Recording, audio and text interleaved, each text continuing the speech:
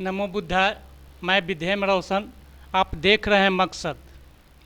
आज आपके सामने संख्या अनुपाती विभाग भागीदारी पार्टी के प्रधान कार्यालय पटना से आज राष्ट्रीय अध्यक्ष जी से जानेंगे इस पार्टी का मकसद, इस पार्टी का आगे की रणनीति, आने वाले विधानसभा में इनकी क्या भूमिका होगी और अन्य विषय वस्तु पर भी।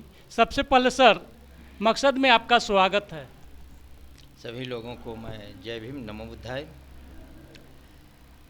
संख्यानुपाती भागीदारी पार्टी लगातार संघर्ष कर रही है। इसका उद्देश्य है कि समाज को इस देश में जितने लोग अंतिम पायदान पर सफ़र कर रहे हैं, जीवन को जो कष्ट में जी रहे हैं, वहाँ तक हिस्सेदारी पहुँचे। ये संख्यानुपाती भागीदारी पार्टी का मेन मकसद, मूल मकसद यही है कि उनको भी एक जीवन जीने का जो सभी लोगों का है, उनको भी मिले।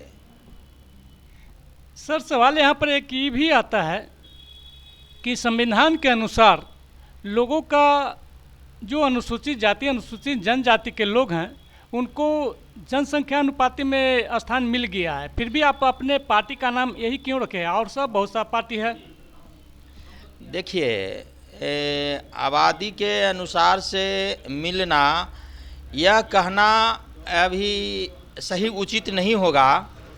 कहे जो पैमाना है, जो शेड्यूल कास्ट, शेड्यूल ट्राइब जो सेक्टर हैं, वहाँ आबादी के अनुसार से जो मिलना चाहिए सब सेक्टर में, आप ठेकेदारी के सेक्टर में या सरकारी नौकरियां के सेक्टर में या बिजनेस के सेक्टर में, ये कम लोगों के पास है।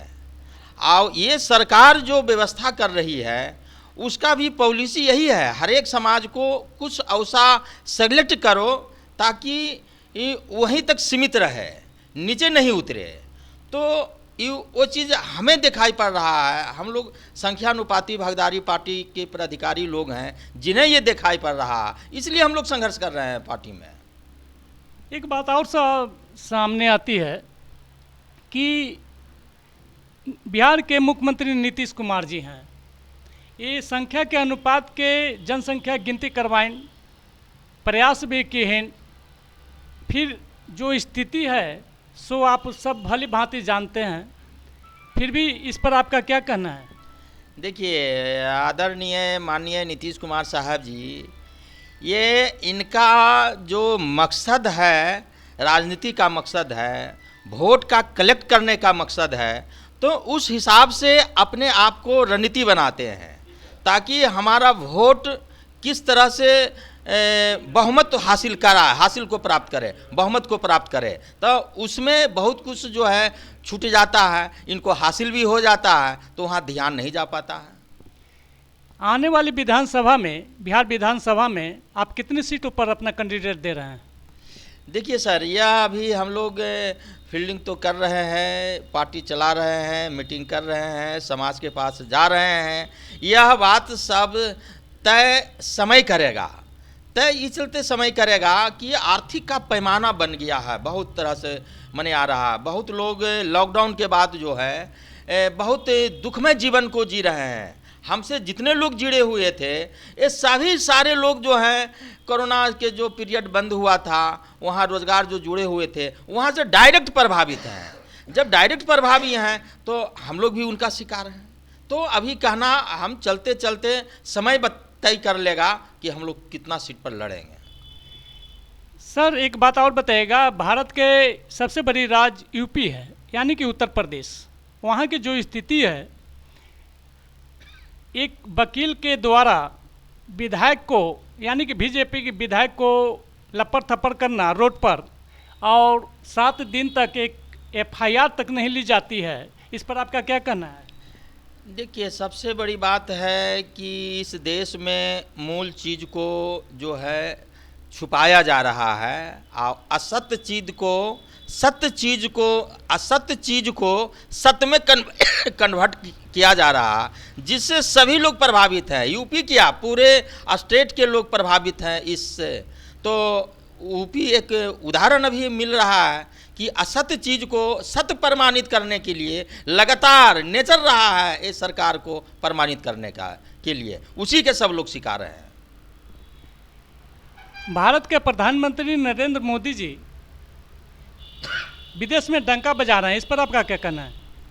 देखिए, प्रधानमंत्री हैं देश के, अब डंका नहीं बजाएंगे, वहाँ बात नहीं बोलेंगे तो जनता यहाँ वोट के लिए उनको माहौल कैसे बनेगा?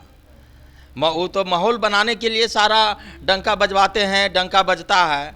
हमने बहुत लोगों का सत्ता देखा, हम लोग यहाँ लगातार राजनीति में देख रहे हैं सत्ता आदि कोई, जैसे मानवर काशीराम साहब के साथ हमको काम करने का मौका मिला, वह जब बात बोलते थे तो शरीर में ऊर्जा से लबलब हो जाता था।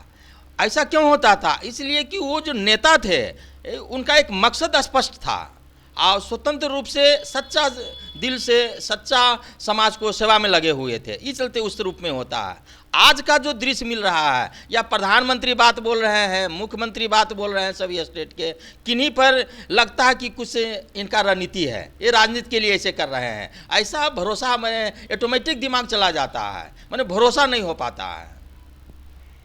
आज से 10 बरस पहले भारत के हर व्यक्ति पर लगभग 55,000 रुपया कर्जा था। आज के तारीख में वो लगभग 2 लाख रुपया पहुंच गया है। इसको भारत कर्ज कैसे उतारेगा? उसके लिए क्या रणनीति सरकार बना रही है? इस पर आपका क्या कहना है? देखिए, ये सरकार का सेक्टर है। यदि जिस दिन हम लोग सरकार बना लेंगे तो हम समझते हैं कि सब एक रणनीति का हिस्सा है, वो भी कर्ज समाप्त हो जाएगा। ये सरकार का नीयत पर निर्भर करता है कि सरकार किस तरह से अपने आप को इस देश में किस उद्देश्य से काम कर रही है।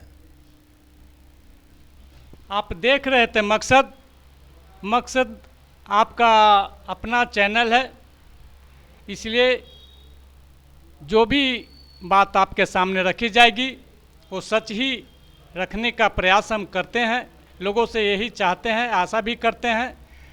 आप बने रहिए आप अपने मकसद के साथ। धन्यवाद।